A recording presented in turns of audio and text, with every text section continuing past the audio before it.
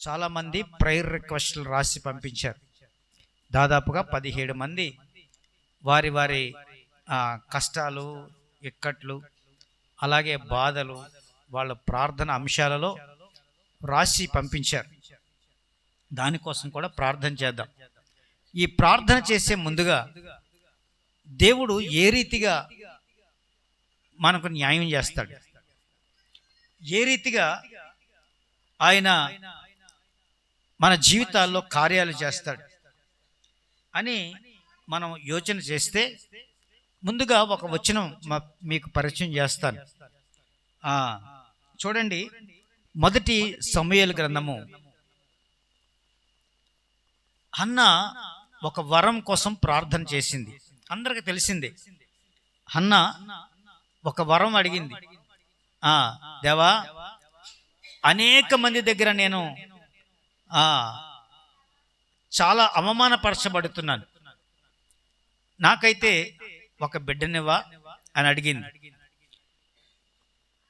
దేవాది దేవుడు ఆమె ప్రార్థన అంగీకరించి ఆమె కన్నీళ్లు కార్చగా, చెప్పండి, ఆమె కన్నీళ్లు కార్చగా. ఎవరైనా కన్నీళ్లు కారిస్తే యేసయ్య ఊరికనే పోనివ్వడాలి కదండి. ఎవరు కన్నీళ్లు కారుస్తారో వారికి న్యాయం తీరుస్తాడు. దేవునికి మహిమ కలుగును గాక. ప్రతి ఒక్కరి కన్నీళ్లు ఆయన చూస్తూ ఉన్నాడు, దానికి న్యాయం చేస్తూ ఉన్నాడు. కనుక ఈ రోజున హన్నా ప్రార్థన చేస్తే ఒక మాట రాయబడి ఉంది. 19వ వచనం నుంచి చదువుతారా? 1వ అధ్యాయము అమ్మా. తరువాత వారు ఉదయమందు వేగిరమే లేచి యెహోవాకు మ్రొక్కి తిరిగి రామాలోని తమ ఇంటికి వచ్చిరి.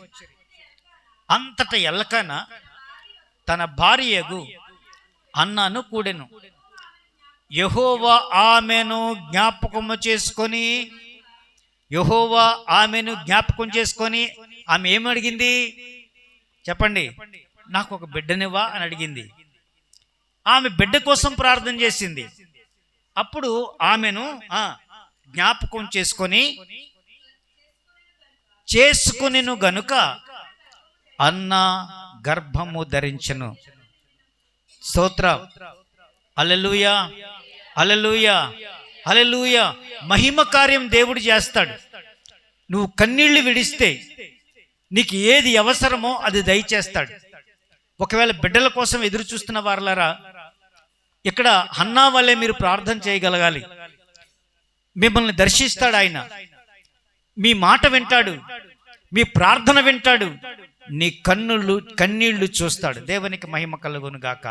నువ్వు కన్నీళ్లు పెట్టుకుంటే ఆయన మనం తేలిగ్గా వదిలేయడు. ఖచ్చితంగా కన్నీటికి తగిన ఫలితాన్ని ఇస్తాడు. ఒక వచనం చదవండి, చూస్తారు. ఒక వచనం కీర్తనకారుడు రాస్తున్నాడు. 126వ కీర్తన 5వ వచనం. 126వ కీర్తన. కన్నీళ్లు అమ్మా, కన్నీళ్లు విడిచుచు విత్తువారు సంతోష గానముతో పంట కోయుదురు. ఎవరు కన్నీళ్లు విత్తుతారో వాళ్ళు సంతోషం అనే పంటకు వస్తారట. దేవునికి మహిమ కలుగును గాక. హల్లెలూయా. ఈ రాత్రి నువ్వు ఏమని ఆయన చెంత ప్రార్థిస్తున్నావో, ఏమని కోరుకున్నావో నాకు తెలియదు, కానీ దేవుడి మాటలు చెబుతున్నాడు. ఎవరైతే కన్నీళ్లు విత్తుతారో వారు సంతోష గానముతో పంట కోయుదురు. దేవునికి మహిమ కలుగును గాక. హల్లెలూయా. ఖచ్చితంగా నువ్వు కన్నీళ్లు వీస్తే దేవుడు నీకు న్యాయం చేస్తాడు, ప్రతిఫలం ఇస్తాడు. ఎవరు కన్నీళ్లతో ప్రార్థన చేస్తారో, హృదయ ఆవేదనతో ప్రార్థన చేస్తారో వాటికి సమాధానం దేవుడిస్తాడు. దేవునికి మహిమ కలుగును గాక. అంతేనా అపర్ణ? కన్నీళ్లు విత్తితే సంతోషం అనే పంటకు వస్తారు. హల్లెలూయా, హల్లెలూయా, హల్లెలూయా. దేవునికి మహిమ కలుగును గాక. సొలొమోను కోసం చూస్తాం. సొలొమోను చూడండి ఒకసారి, మొదటి రాజుల గ్రంథము మొదటి రాజుల గ్రంథము 3వ అధ్యాయము 5వ వచనం చదవండి. 5వ వచనం నుండి 3వ అధ్యాయము.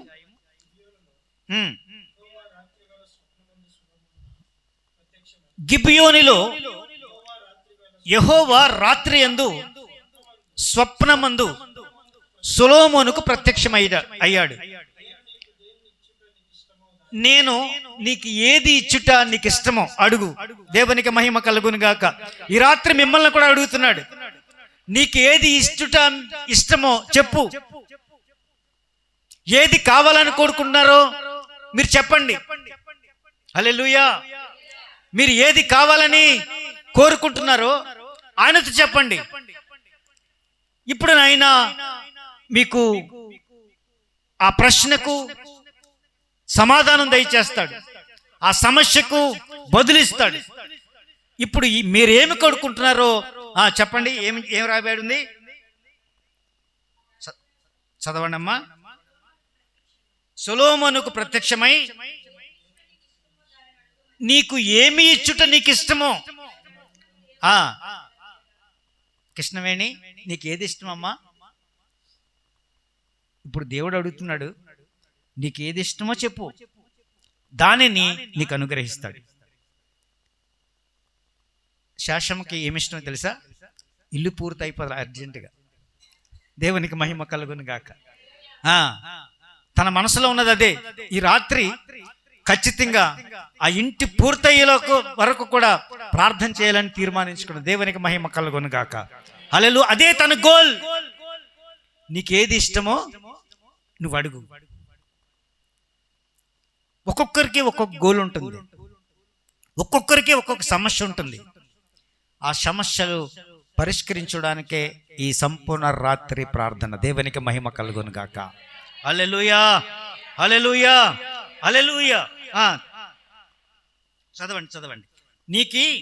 నీకు ఏది ఇష్టమో దాన్ని అడుగుమని దేవుడు అతనితో సెలవీయగా, సొలొమోను ఈ విధంగా మనవి చేసెను, అయ్యా నీ దాసుడను నా తండ్రియునైన దావీదు నీ దృష్టికి అనుకూలంగా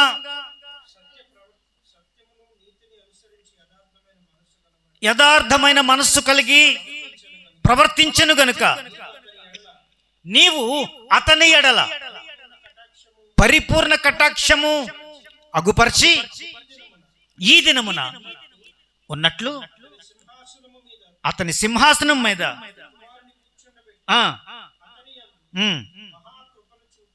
ఉన్నావు. నా దేవా యెహోవా,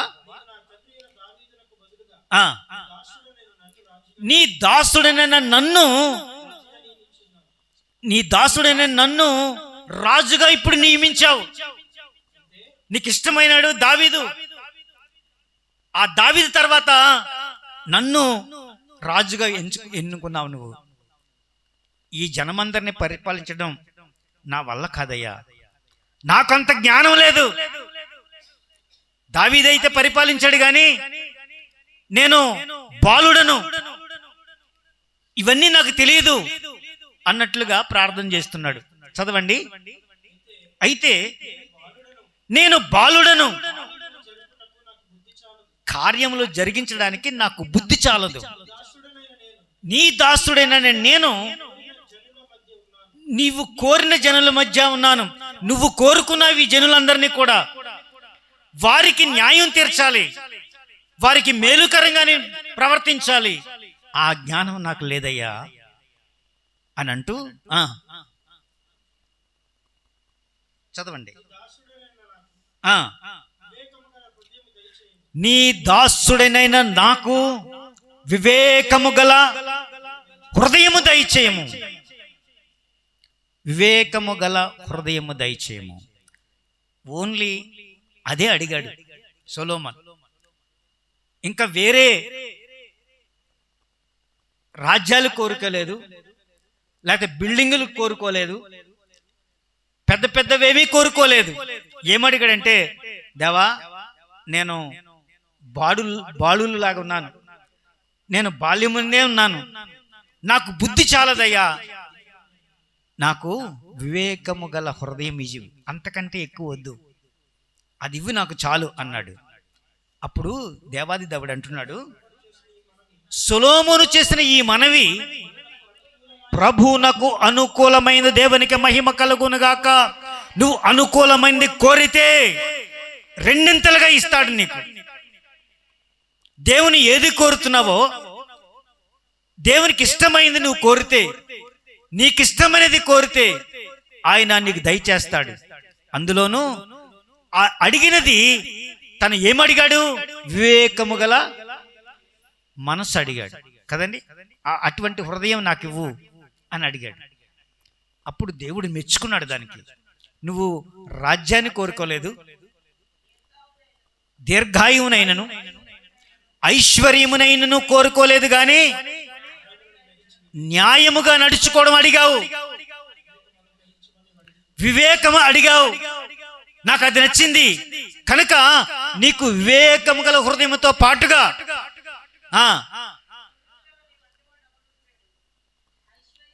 ఐశ్వర్యమును ఘనతను అడగకుండా ఏమడిగాడు?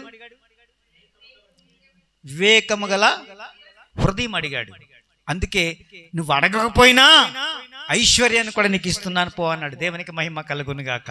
నువ్వు అడిగింది చిన్నదే అయినా దేవుడు నీకు రెండంతలుగా ఇచ్చే ఆ స్థితి గలవాడు ఆ యేసయ్య. దేవునికి మహిమ కలుగును గాక. రెండంతలుగా ఆశీర్వాదం దయచేసే దేవుడు ఆయన. ఈరోజు నువ్వు అడిగిన దానికంటే అధికంగా ఇచ్చే దేవుడు. చప్పట్లు కొట్టండి ఒకసారి. నువ్వు అడుగుతున్న చిన్నదే, అది దానికంటే నువ్వు అడిగిన స్టైల్ ఉంది చూసావా, నువ్వు అడిగినటువంటి భావం ఉంది చూసావా, ఆ భావములోనే అసలైన తీర్పు దొరుకుతుంది. దేవునికి మహిమ కలుగును గాక. హల్లెలూయా, హల్లెలూయా, హల్లెలూయా. దేవా, ఆడు పాడైపోయేలా చెయ్యి, ఆడు నాశనం అయిపోయేలా చెయ్యి అని కోరుకున్నావు అనుకో, వీడి బుద్ధి ఇలాగే ఉంది కదా, ఈడే నాశనం అయిపోవాలని దీవిస్తాడు దేవుడు. జాగ్రత్త. ఏది విత్తామో అదే కోస్తాం, ఆ పంటనే కోస్తాం. కాబట్టి నువ్వు విత్తిందని కోస్తావు గనక నువ్వు అడిగే స్వభావం ఏదైతే ఉందో దానిని చూస్తుంటాడు దేవుడు. నువ్వు కోరుకున్నది చిన్నదే అయినా దేవుడు దానికి రెండింతలుగా నీకు ఇస్తాడు. సొలొమోను ఏమడిగాడు? వివేకం గల హృదయం అడిగాడు. ఆయనకి దానితో పాటుగా ఐశ్వర్యమును ఘనతను ఇచ్చాడు. దేవునికి మహిమ కలుగును గాక. సొలొమోను అంత జ్ఞానవంతుడు ఎవరు లేడండి. ఆయన అంటున్నాడు, నేను బాలుడను అన్నాడు కదా, నేను బాలుడని ప్రభా అన్నాడు, నాకేమీ తెలియదు, నాయన బుద్ధి లేదు నాకు అన్నాడు. అలాంటి వాడు సొలొమోను కీర్తిని మనం గమనించినట్లయితే చాలండి. ఇప్పుడు సొలొమోను బోటనీ గురించి రాశాడు కదండి, వృక్షశాస్త్రం గురించి రాశాడు. వృక్షశాస్త్రం అంతా కూడా ఔపోసన చేసి రాశాడు. చాలా పద్యాలు రాశాడు, చాలా పాటలు కూడా రాశాడు. ఆయన తెలుగు మాస్టర్లు అంటాడు. అలాంటి వాడు ఏమేమి రాశాడంటే పద్యాలు రాశాడు, సామెతలు రాశాడు, ఇంకా చెప్పండి, బోటనీ రాశాడు, 3000 సామెతలు రాశాడు, 1005 కీర్తనలు రాశాడు, దేవదారు వృక్షముల గురించి రాశాడు, హిస్సోపు మొక్కనే గాని చెట్లన్నిటిని గురించి రాశాడు, మృగములు పక్షుల గురించి రాశాడు, జలచరములు అన్నిటినీ కూడా రాశాడు. ఫిషరీస్ చాలా మందికి తెలియదు కదండి. ఆ సముద్రంలో ఏముంటాయో, ఆ చెరువుల్లో ఏముంటాయో మనకు తెలుసా? తెలీదు. కానీ వాటిని గురించి కూడా రాశాడు సొలొమోను. ఇంకా తర్వాత అతను సొలొమోను ఆలయం కట్టిస్తే బంగారపు తాపడాలు చేయించి బంగారు వస్తువులన్నింటినీ కూడా దేవుని కోసం సమర్పించి తానే స్వయంగా రూపకల్పన చేసి దాన్ని పొదిగించాడు. దేవునికి మహిమ కలుగును గాక. సొలొమోను కట్టిన ఆలయం చూడడానికి ఎవరు వచ్చారు? షాబా దేశపు రాణి వచ్చిందంట. అతను ఆయన చేసినటువంటి ఆ కట్టడాలను చూడడానికి షాబా దేశపు రాణి అక్కడికి వచ్చింది. జ్ఞానం ఉందా లేదా? సొలొమోనుకు ఇచ్చినటువంటి జ్ఞానం ఏమడిగాడు? ప్రభువా, నీ జ్ఞానం నాకు ఇవ్వు, అన్నిట్లోనూ నిష్ణాతునిగా నేను చేయగలడు. దేవునికి మహిమ కలుగును కాక. అన్నిల్లో సమృద్ధిగా నిన్ను అభివృద్ధి చేయగలడు. దేవునికి మహిమ కలుగును గాక. మాస్టరే ఏదైనా చేస్తే బాటనీ చదివినట్టు బాటనీ మాస్టర్ అంటారు కదా, హిస్టరీ చదివినప్పుడు హిస్టరీ మాస్టర్ అంటారు, ఇంకా సైన్స్ చదివినట్టు సైన్స్ మాస్టర్ అంటారు. కానీ ఇతనిలో ఎన్నున్నాయో తెలుసా? చాలా ఉన్నాయి. ఇవన్నీ కూడా సొలొమోను రాశాడట. అన్నిటిని గురించి రాశాడు, ఒకదాని గురించి కాదు. అన్నిట్లోనూ ఔపోసన చేసి శ్రేష్టమైనటువంటి అతను కలము నుంచి చాలా విషయాలు జాలువారాయి. దేవునికి మహిమ కలుగునుగాక. హల్లెలూయా, హల్లెలూయా. దేవుడిచ్చే జ్ఞానం సొలొమోనుకి ఇచ్చినటువంటి జ్ఞానం లాంటిది. దేవునికి మహిమ కలుగును. ఆ జ్ఞానం మీలోనికి దిగి వచ్చునుగాక. ఆమేన్, ఆమేన్, ఆమేన్.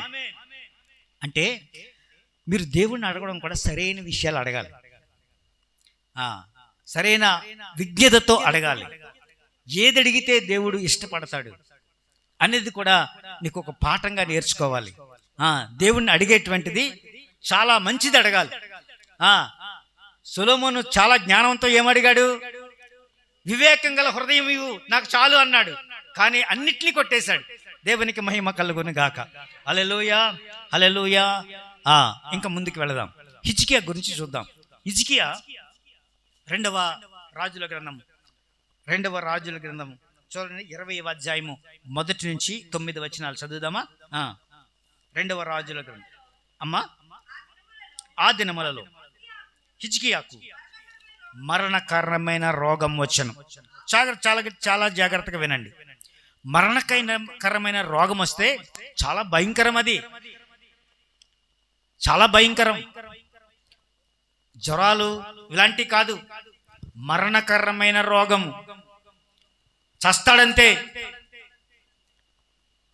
హిజ్కియా, నువ్వు మొత్తం సర్దుకో, నీ వాళ్ళందరినీ పిలుచుకో, వాళ్ళకి చెప్పేసే అని చెప్పాడు. అంటే తన ఎండ్ డేస్ ఏదైతే ఉందో ఆ డేట్ ఖరారు అయిపోయింది. నువ్వు చావబోతున్నావు అన్నాడు దేవుడే. అప్పుడు హిజ్కియా గోడ తట్టు తిరిగి యెహోవా యథార్థ హృదయుడనై చూడండి, నేను యథార్థ హృదయుడనై సత్యముతో నీ సన్నిధిని నేను ఎట్లు నడుచుకుంటున్నాను, నేను ఎలా నడుచుకున్నాను, నీ దృష్టికి అనుకూలముగా, నీ దృష్టికి ఏ విధంగా అనుకూలంగా నడుచుకున్నాను, సమస్తమును ఎట్లు జరిగించుతునో కృపతో జ్ఞాపకం చేసుకోమని నువ్వు జ్ఞాపకం చేసుకో. హిజ్కియా కన్నీళ్లు విడిచి యెహోవాను ప్రార్థించెను. కన్నీళ్లు విడిచుచు యెహోవాను ప్రార్థించెను. ఒకటే అడిగాడు. దేవుడు ఏమన్నాడు? నీ డెత్ డేటు ఖరారు అయిపోయింది, నువ్వు పలానా రోజు చచ్చిపోతున్నావు, నువ్వు సర్దుకో అన్నాడు. కానీ హిజ్కియా గోడ తట్టు తిరిగి డైరెక్ట్గా ఫేస్ కూడా చూడలేకపోయాడు. గోడ తట్టు తిరిగి వెనక్కి తిరిగి దేవుణ్ణి అడుగుతున్నాడు. దేవా, యథార్థ హృదయుడనై నేను యథార్థ హృదయుడనై సత్యముతో నీ సన్నిధిని నేను ఎట్టు నడుచుకుంటున్నానో, నీ దృష్టికి అనుకూలముగా, నీకు అనుకూలంగా నేను ఎలా జీవించానో కృపతో జ్ఞాపకం ఒకసారి జ్ఞాపకం చేసుకో. కన్నీళ్లు విడిచి యెహోవాను అని కన్నీళ్లు విడిచి యెహోవాకు ప్రార్థన చేశాడట. అంతే. దేవుడు కరిగిపోయి ఏమన్నాడు తెలుసా? నువ్వు కన్నీళ్లు విడిచుట నేను చూచుతిని, ప్రార్థన నేను అంగీకరించాను. నేను నిన్ను బాగు రాత్రి నీ ప్రార్థన దేవాది దేవుడు అంగీకరించును గాక. ఆమేన్. దేవుడు నీ ప్రార్థన అంగీకరిస్తాడు. ఈరోజు ఏదైతే ప్రార్థన చేస్తున్నావో ఆ ప్రార్థన అంగీకరిస్తున్నాడు. దేవునికి మహిమ కలుగును గాక. హల్లెలూయా, హల్లెలూయా. డెఫినెట్ గా ఈ రాత్రి ఆ శుభకార్యం, ఆ శుభ సమయం మీ మధ్య ఉన్నది. దేవునికి మహిమ కలుగును గాక. హల్లెలూయా. దేనికోసం మీరు ఆలోచిస్తున్నారో, దేనిని కావాలని కోరుకుంటున్నారో అది మీకు కలుగును గాక. ఆమేన్. హిజ్కియా ప్రార్థన చేస్తే ఏమన్నాడు? నువ్వు కన్నీళ్లు విడిచి నేను చూచి నీ ప్రార్థనను అంగీకరించాను, నిన్ను బాగు చేసేదను, నిన్ను బాగు చేస్తాను. ఏదైతే మరణకరమైన రోగం ఉందో అది ఈ రోజున నీకు డెత్ డేట్ కూడా ఖరారైపోయింది. కానీ ఇంకా 15 సంవత్సరముల ఆయుష్యమునికి 15 సంవత్సరాలు నువ్వు ఆయుష్యమునికి ఇచ్చేదను. నీకు ఆయుష్ని ఇస్తాను. చప్పట్లు కొట్టండి ఒకసారి. హల్లెలూయా. మళ్ళీ 15 సంవత్సరాల ఆయుష్ని ఇస్తాను. ఇదికే నమ్మబుద్ధి కాలేదు. దేవా, ఇది నేను నమ్మాలంటే ఏదైనా సూచన కావాలి. నమ్మశక్యం కాదు, నమ్మలే నేను అన్నాడు. అప్పుడు ఏమన్నాడంటే నీడ 10 మెట్లు, నీడ 10 మెట్లు ముందరి నడుచుట అల్పము గాని, నడుచుట అనుకూలం గాని అల్పము గాని, నీడ 10 గడులు వెనుకకు నీడ నడుచుట 10 గడులు వెనక్కి వెళ్ళుట చాలును. అది చాలును. అలాగా ఒక సూచన చూపించంటే గడియారపు పలక మీద, గడియారపు పలక 10 మెట్లు ముందరికి నడిచిన నీడ, ముందరికి నడిచిన నీడ 10 మెట్లు వెనకకు తిరిగిపోయినట్లు చేశాను. గడియారం కూడా వెనక్కి తిప్పాడు దేవుడు. చప్పట్లు కొట్టండి ఒకసారి. నీకోసం 15 సంవత్సరాల ఆయుష్ను మార్చేశాడు నీ జీవితంలో. 15 సంవత్సరాలు మళ్ళీ హిజ్కియా బతికాడు. దేవునికి మహిమ కలుగును గాక. హల్లెలూయా, హల్లెలూయా, హల్లెలూయా, హల్లెలూయా. ఇంకొక విషయం చెప్పి మేము ముగిస్తాను. దేవునికి మహిమ కలుగును గాక. చెప్పాలంటే చాలా ఉన్నాయి. దేవునికి మహిమ కలుగును గాక. హల్లెలూయా, హల్లెలూయా. సంతోషంగా లేదా? విచారంగా ఉందా? మూతి ముడుచుకున్నారు. సంతోషంగా ఉండండి. దేవునికి మహిమ కలుగును గాక. హల్లెలూయా. నవ్వండి అందరూ కూడా. హల్లెలూయా. ఒకసారి చూడండి, ఏలియా చాలా ప్రత్యేకమైన వ్యక్తి. ఏలియా ప్రార్థన చేస్తే ఏదైనా జరుగుతుంది. ఒకసారి ఏలియా 17వ అధ్యాయంలో ఉంటుంది, చూడండి. చూస్తారు ఒకసారి. రాజుల గ్రంథం, మొదటి రాజుల గ్రంథము 17వ అధ్యాయంలోకి వెళ్ళండి. అందులో మొదటి వచనాలు చదవండి. అంతటా గిలాదు కాపురస్తుల సంబంధియును తిష్బీయుడైన ఏలియా అహాబునొద్దకు వచ్చి, ఎవని సన్నిధిని నేను నిలబడి ఉన్నాను, నేను ఎవని సన్నిధిలో నిలబడి ఉన్నాను, ఇశ్రాయేలు దేవుడైన ఆ యెహోవా జీవముతోడు నా మాట ప్రకారము గాక, నా మాట ప్రకారంగా గాక, ఈ సంవత్సరములలో మంచైనను వర్షమైనను పడదని ప్రకటించెను. ఒక్కసారిగా ఆయన కోపం వచ్చిందో ఏంటో. మంచైనను వర్షమైనను కురవదు అని చెప్పాడు, అంతే. ఇక పడలేదు. 3 సంవత్సరాలు కరువు కాటకాలతో నిండిపోయింది షోమ్రోను పట్టణం కదండి. చాలా కరువు వచ్చేసింది అక్కడ.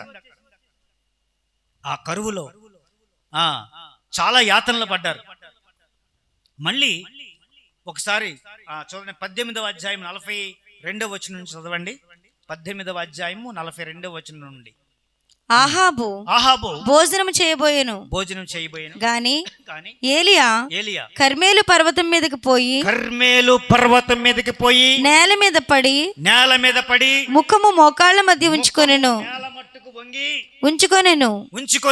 తరువాత అతడు తన దాసుని పిలిచి నీవు పైకి పోయి, చాలా జాగ్రత్తగా వినండి. ఇక్కడ ఏలే గారు వర్షం పడ్డదని ఒకసారి ప్రకటించాడు. వర్షం కురవలేదు, కరువు వచ్చేసింది. మళ్ళీ వర్షం కురవాలని ప్రార్థన చేస్తున్నాడు. ఎలాగా? కరువు కాటకలతో నిండిపోయింది, ఎక్కడ చుక్క నీరు లేదు. దేవుని సన్నిధిలో ఎక్కడికి వెళ్ళి ప్రార్థన చేశాడమ్మా? కర్మేలు పర్వతం మీదకి ఎక్కి నేల మీద పడి ముఖము మోకాళ్ళ మధ్య ఉంచుకొని ప్రార్థన చేస్తున్నాడు. వర్షం కావాలంటే ఒక ప్రార్థన, ఆగిపోవాలంటే ఒక ప్రార్థన. వర్షం రావాలనే ఉద్దేశంతో ప్రార్థన చేస్తున్నాడు. ఇక్కడ ముఖము మోకాళ్ళ మధ్య పెట్టుకొని ప్రార్థన చేస్తున్నాడు. ప్రార్థన చేసి ప్రార్థన ముగించిన తర్వాత వాళ్ళ దగ్గర ఉంటే అసిస్టెంట్ అన్నాడు, నువ్వు బయటికి వెళ్ళి సముద్రం వైపు చూడమనగా సముద్రం వైపు చూడు. అన్నాడు. చూశాడు, ఏమీ కనబడలేదనగా ఏమీ కనపడలేదు సార్ అన్నాడు. అతడు ఇంక 7 మార్లు పోయి చూడమని చెప్పాడు. 7 మార్లు కూడా వెళ్ళి చూడు అన్నాడు. నేను ప్రార్థన చేశాను, నా ప్రార్థన ప్రతిఫలం దక్కుతుంది, నా ప్రార్థన ఫలితం ఇస్తుంది, కాబట్టి నాకు ఓడిపోను, నేను వెళ్ళు అని మళ్ళీ పంపాడు. 7వ మారు అతడు చూచి అదిగో మనిషి చెయ్యంత చిన్న మేఘము, అదిగో మనిషి చెయ్యంత చిన్న మేఘము సముద్రము నుండి పైకెక్కుతుంది. అప్పుడు ఏలియా నువ్వు ఆహాబు దగ్గరికి పోయి, నువ్వు ఆహాబు దగ్గరికి వెళ్ళు, నువ్వు వెళ్ళకుండా వర్షము నిన్ను ఆపకుండానట్లు, వర్షం వచ్చేస్తుంది, వర్షం కురిసేస్తుంది, నువ్వు వర్షానికి దొరకకుండా పారిపోయి నీ రథమును సిద్ధపరచుకోమని చెప్పుమని, నీ రథమును సిద్ధపరచుకోమని చెప్పుమని వారిని పంపాను. వర్షం ఇంకా రాలేదు, కానీ అతను చేసిన ప్రార్థనకు ఫలితం ఎట్లుంటుందో ఆయన వివరిస్తున్నాడు.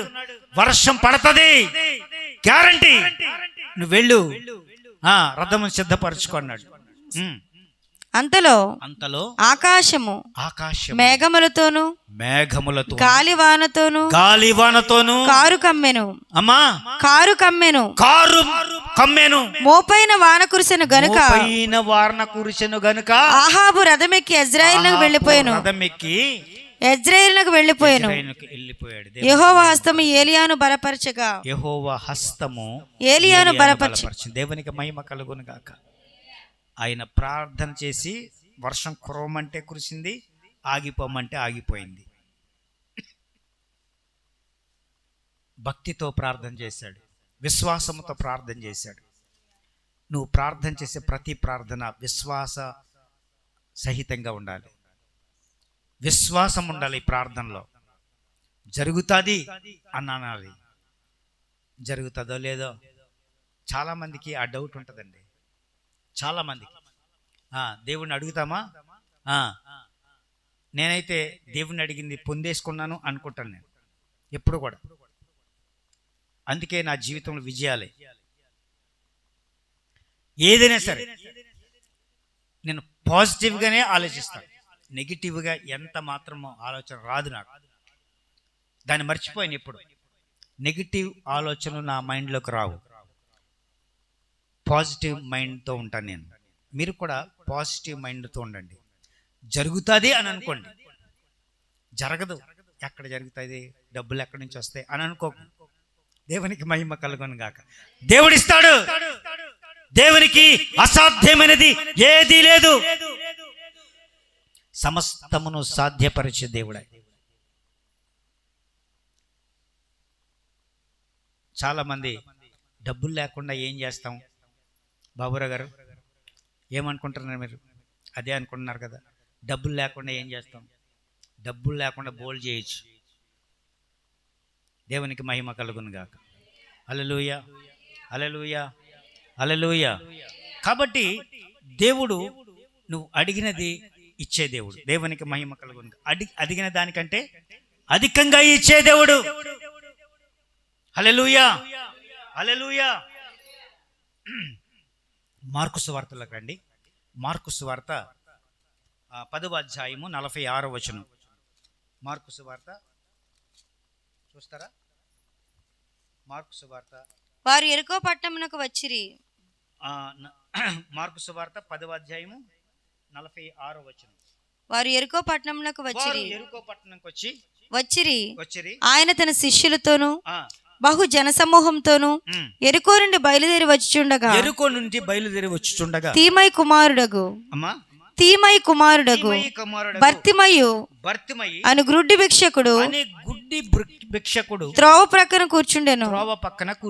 ఈయన నజరేయుడైన యేసు అని వాడు విని, దావీదు కుమారుడా యేసు, నన్ను కరుణింపమని కేకలు వేయ మొదలుపెట్టెను. నన్ను కరుణించు. అతను గుడ్డివాడు, అతనికి యేసు ఎవరో తెలియదు. విన్నాడు, స్వస్థత అక్కడ దొరుకుతుందని అతనికి తెలుసు.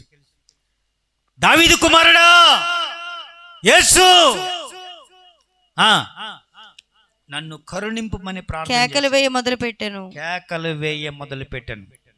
ఊరకుండమని అనేకులు రేయ్ ఊరుకురా ఊరుకురా ఊరుకురా అని కేకలు వారిని గద్దించిరి. వాడిని గద్దించారు. కాని వాడు దావీదు కుమారుడా నన్ను కరుణింపుమని నన్ను కరుణింపు మరి ఎక్కువగా కేకలు వేసాను. ఎక్కువగా కేకలు వేశాడు. దావీదు కుమారుడా నన్ను కరుణింపు. ఎవరో దావీదు కుమారుడు? యేసు ప్రభు దావీదు కుమారుడా నన్ను కరుణించయ్యా, కరుణించయ్యా, నన్ను కరుణించయ్యా అని యేసు ప్రభుని వేడుకుంటున్నాడు. అప్పుడు యేసు ప్రభు నిలిచి వారిని పిలువుడని చెప్పగా నిలిచిపోయాడు. ఎవరో కేకలేస్తున్నారు. అంతమందిలో చాలా మంది ఉండుంటారు అక్కడ. చాలా గుమిగూడి ఉంటారు. గుడ్డి భిక్షకుడు ఎటువైపు యేసు ప్రభు తెలియదు, కనపడదు కదా. ఆ జనాల్లో ఉన్నాడు. ప్రభువా దావీదు కుమారుడా నన్ను కరుణించు అని కేకలు పెడుతున్నాడు. అప్పుడు యేసు ప్రభు నిలిచిపోయి పిలువుడని చెప్పగా ఆయన్ని పిలవండి అని చెప్పాడు. వారు ఆ గుడ్డివారిని పిలిచి ధైర్యం తెచ్చుకొనుము, ఆయన నిన్ను పిలుచుచున్నాడు, ఆయన నిన్ను పిలుచుచున్నాడు లెమ్మని వానితో చెప్పిరి. చెప్పాను. అంతట వాడు బట్టను పారవేసి దిగ్గున లేచి ఏం పారవేశాడు? బట్టను పారవేసి దిగ్గున లేచి ఇంకా ఇవి అవసరం లేదు నా జీవితంలో అని దిగ్గున లేచి ఆ బట్టను పాడేసి యేసు వద్దకు వచ్చాను. యేసు నేను నీకేమి చేయగోరుచున్నానని వానిని అడుగగా, ప్రియ సంఘమా, యేసు ప్రభు అడుగుతున్నాడు, నేను ఏమి చేయగోరుచున్నావు? నీకేది కావాలి? మరొక ప్రశ్న, నీకేది కావాలి? తెలుసుకోండి. గుడ్డి భిక్షకుడు విశ్వాసముతో తన పైన ఉన్నటువంటి వస్త్రాన్ని పాడవేశాడు. ఎందుకంటే యేసు ప్రభు దొరికాడు, ఇక నేను బాగుపడిపోతాను అనుకున్నాడు. ఇక ఈ వస్త్రముతో నాకు పని లేదు. ఆ విశ్వాసముతో ముందుకొచ్చాడు. బోధకుడా నాకు దృష్టి కలుగజేయమని ఆయనతో నాకు దృష్టి కలుగజేయి అని అడిగాడు. అందుకు యేసు నీవు వెళ్ళుము, నీ విశ్వాసము నిన్ను స్వస్థపరిచినని చెప్పాను. నిన్ను స్వస్థపరిచింది. వెంటనే వాడు త్రోవను ఆయన వెంట చూపు పొంది వెళ్ళెను. ఆయన ఆ త్రోవను వెళ్ళి చూపు పొంది వెళ్ళిపోయాడు. దేవునికి మహిమ కలుగును గాక. హల్లెలూయా. విశ్వాసము నిన్ను స్వస్థపరుస్తుంది. ఆమేన్. ఏ విశ్వాసము నీలో ఉన్నదో దేవుడు పరికించి చూస్తున్నాడు. నువ్వు ప్రార్థన చేస్తే విశ్వాసంతో ప్రార్థన చేయి. దేవుడు ఇస్తాడు అని నమ్మకంతో ప్రార్థన చేయి. ఈ రాత్రి నీ బంధకములు తెగిపోతాయి. హల్లెలూయా, హల్లెలూయా, హల్లెలూయా, హల్లెలూయా. అనేక మంది అడ్డుకుని ఉంటారు జనులు. ఆ గుడ్డు భిక్షకాన్ని తోసేసి ఉంటారు. ఎందుకురా కేకలు వేస్తున్నావు అని తోసేసి ఉంటారు. కానీ కేకలు వేయడం మానలేదు. విశ్వాసం తగ్గలేదు. విశ్వాసంతో ప్రార్థన చేస్తూనే ఉన్నాడు. దావీదు కుమారుడా యేసు అని పిలుస్తూనే ఉన్నాడు. ఆ దావీదు కుమారుడు వచ్చాడు. దావీదు కుమారుడు వచ్చి, నీకేమి చేయాలని కోరుకుంటున్నావు? వెళ్ళి స్వస్థత పొందు అని పంపించేశాడు. దేవునికి మహిమ కలుగును గాక. హల్లెలూయా. నీకేది కావాలో ఆయన అడుగు. ఈ రాత్రి స్తోత్రం. హల్లెలూయా. పేతురు చెరసాలలో ఉన్నాడు, ప్రార్థన చేస్తున్నాడు. దేవదూత ప్రత్యక్షమైంది. దేవదూత ప్రత్యక్షమై వాళ్ళు ప్రార్థన చేస్తున్నారు. వారు నిద్రావస్థలో ఉన్నారు. దేవదూత వచ్చి, వేసిన గడులు వేసినట్లే ఉన్నాయి. జైల్లో ఉన్నాడు. దేవదూత లోపలికి ప్రవేశించింది. కావలి వారు చూస్తుండగానే వెళ్ళి పేతురుని అడిగింది, పేతురు లే, త్వరగా లే అని లేపింది. కంగారు పడి లేచాడు. సంఖ్యలు అతని చేతుల నుండి ఊడిపడెను. ఆయన ప్రార్థన చేస్తూ పడుకున్నాడేమో. దేవతతో కనుగొనగానే దేవతతో వచ్చి ముట్టిందో లేదో తన సంఖ్యలు అతని చేతుల నుండి ఊడిపడెను. సంఖ్యలు ఊడి కింద పడిపోయాయి. అప్పుడు దూత అతనితో నీవు నడుము కట్టుకొని చెప్పులు తొడుగుకొనుమనెను. చెప్పులు తొడుక్కో. అతడు అలాగు చేసిన తర్వాత దూత నీ వస్త్రం పైన వేసుకొని నా వెంబడి రమ్మని అతనితో చెప్పాను. వెంబడి రా అని చెప్పాడు. అతను చూస్తూ ఉంటుండగా నడుస్తున్నాడు. ద్వారాలు పెద్ద పెద్ద ద్వారాలు కదా, జైల్లో మామూలు ద్వారాలు ఉండవు, అవి దానంతట అదే తెరుచుకున్నాయి, దారి చేస్తున్నాయి. ఎవరు మాట్లాడట్లేదు. వీళ్ళిద్దరూ వెళ్తుంటే ఎవరు మాట్లాడట్లేదు. సంఖ్యలు తెంచబడ్డాయి, వీరిద్దరూ వెళ్ళిపోతున్నారు, ఎవరు మాట్లాడట్లేదు. వాళ్ళు వెళ్ళి ఆ వీధుల్లోనికి వెళ్ళే వరకు కూడా దేవదూత తన పక్కనే ఉందట. దేవదూత నడిపించాడు. విశ్వాసంతో ప్రార్థన చేస్తే నీ సంఖ్యలు తెంచబడతా. దేవునికి మహిమ కలుగును గాక. ఏ సంఖ్యలైనా సరే అది తెంచబడతాయి. ఈ రాత్రి నీకున్నటువంటి సమస్య ఏదైతే ఉందో, సమస్యల నుండి నువ్వు విముక్తి పొందే రోజు ఇది. దేవునికి మహిమ కలుగును గాక. హల్లెలూయా, హల్లెలూయా. చివరిగా ఒక మాట చెప్పి నేను ముగిస్తాను. మత్తయి సువార్త 7వ అధ్యాయం 7వ వచనంలో, అడుగుడి మీకు ఇయ్యబడును, వెదకుడి మీకు దొరుకును.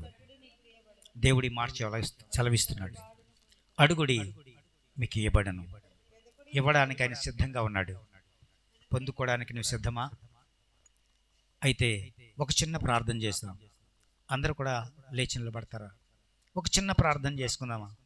దేవా, ఈ రాత్రి నా బంధకాలు తెగిపోతాయని చెప్పావు. సంఖ్యలు తెంచబడ్డాయి.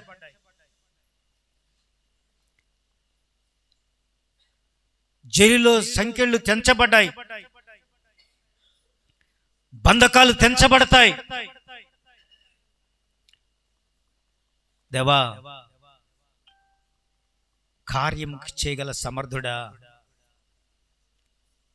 నా జీవితంలో కార్యం చేయనే. వ్యాధితో ఉన్నాను, బాధతో ఉన్నాను, నువ్వు స్వస్థపరచగల దేవుడవు, ఆరోగ్యం ఇవ్వగల దేవుడవు.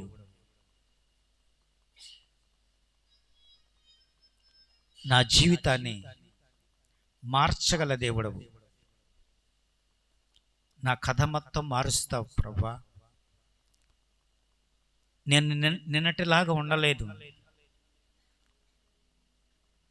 ఈరోజు కొత్తగా రూపాంతరం చెందుతాను. విశ్వాసంతో నేను అడుగుతున్నాను ప్రభువా. విశ్వాసంతో అడగండి. ఇక్కడున్న వారందరూ కూడా మీ జీవితంలో ఏది కావాలని కోరుకుంటున్నారు? ఎవరైనా కోరుకోండి. ఈ రాత్రి దీనిని కోరుకుంటాను, నేను దీనిని కోరుకుంటున్నాను. దేవా, నువ్వు నా జీవితంలో కార్యం చేయ అని నువ్వు ఈ రోజున ప్రార్థన చేయగలిగితే తప్పకుండా నీ జీవితానికి ఆయన విజయం ఆపాదిస్తాడు. నీ జీవితానికి విజయం ఆపాదిస్తాడు. ఖచ్చితంగా విజయం నీకు లభిస్తుంది. ఏ సమస్య అయినా, ఎటువంటి బంధకమైన, ఎటువంటి రోగమైన, ఎప్పుడు నీరసించిపోతున్నావా? నీకు బలము చేకూరుస్తాడు. మెంటల్గా ఫీల్ అవుతున్నావా? నీ జీవితంలో నెమ్మది దయచేస్తాడు. ఈ రాత్రి ఆయన వేడుకో, విశ్వాసముతో అడుగు. నీ విశ్వాసం నేను బాగు చేసింది. గుడ్డి భిక్షకుడుకు ఆయన పొందుకున్న మాట అదే. గుడ్డి భిక్షకుడు దేవుణ్ణి ప్రార్థిస్తే దావీదు కుమారుడా నన్ను కరుణించమని కేకలు పెట్టిన మీదట అతను నువ్వేది కోరుకుంటున్నావో అది నీకు ఇస్తాను, చూపు పొందమని తను చూపు పొందేటట్లుగా తన కళ్ళు తెరవబడ్డాయి. అద్భుతం చూడగలిగాడు. ఈ రాత్రి నా జీవితంలో అంతకంటే గొప్ప మేలు జరుగుతుంది. ఒకసారి ఆలోచన చేయి. కీ పాయింట్ ఏంటో, నీ జీవితంలో ప్రధానంగా ఏం కోరుకుంటున్నావో ఈ రాత్రి ఏదైనా అడుగు, ఖచ్చితంగా నీ జీవితానికి అది దయచేస్తాడు.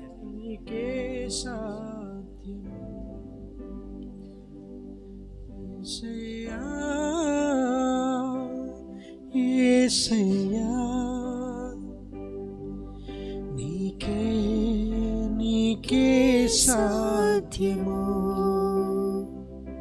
నీ ఆజ్ఞ లేనిదే ఏదైనా జరుగునా, నీ కంచె దాటగా శత్రువుకు సాధ్యమా, నీ ఆజ్ఞ లేనిదే ఏదైనా జరుగునా, నీ కంచె దాటగా శత్రువుకు సాధ్యమా.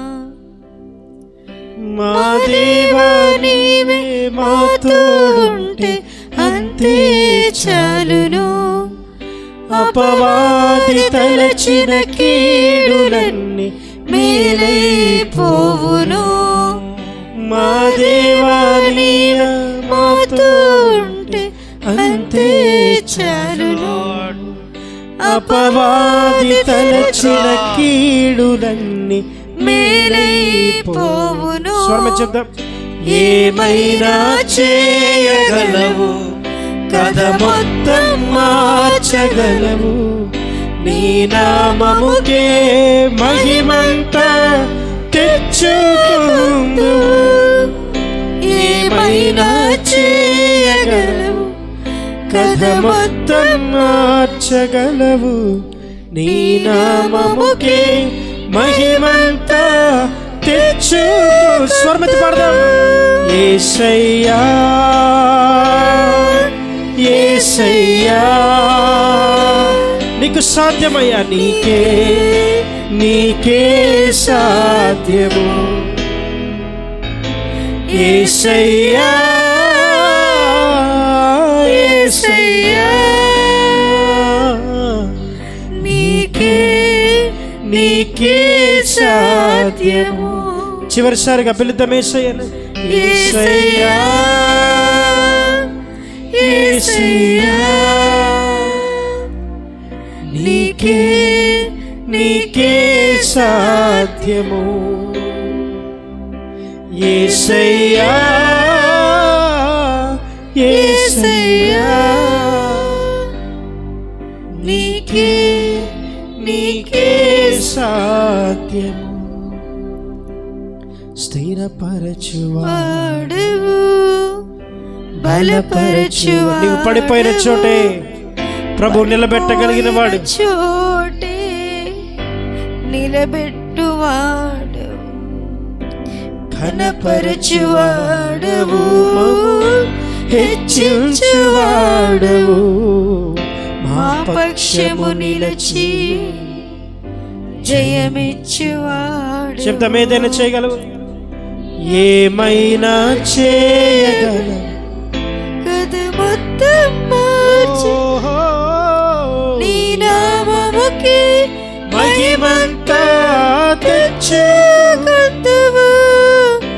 ఏమైనా చేయగలవు, కథ మొత్తం మార్చగలవు, నీ నామముకే మహిమంతా తెచ్చుకుందువు. చివరిసారిగా యేసయ్య. సగమ రెండు హస్తములు ఆకాశం వైపు చాపి ప్రభుని పిలుద్దాం. మీ చేతులు చాపండి. ప్రభు యొక్క సన్నిధి వైపు ఆయన వైపు కేంద్రీకరించి హృదయాలు తెరిచి పిలుద్దాం యేసయ్యను. ఓ యేసయ్యా, నీకే నీకే సాధ్యము. చెప్దాం, ప్రభా నీకు సాధ్యమని చెప్దాం. నీకే నీకే సాధ్యము. మరొకసారి, నీకే నీకే సాధ్యము.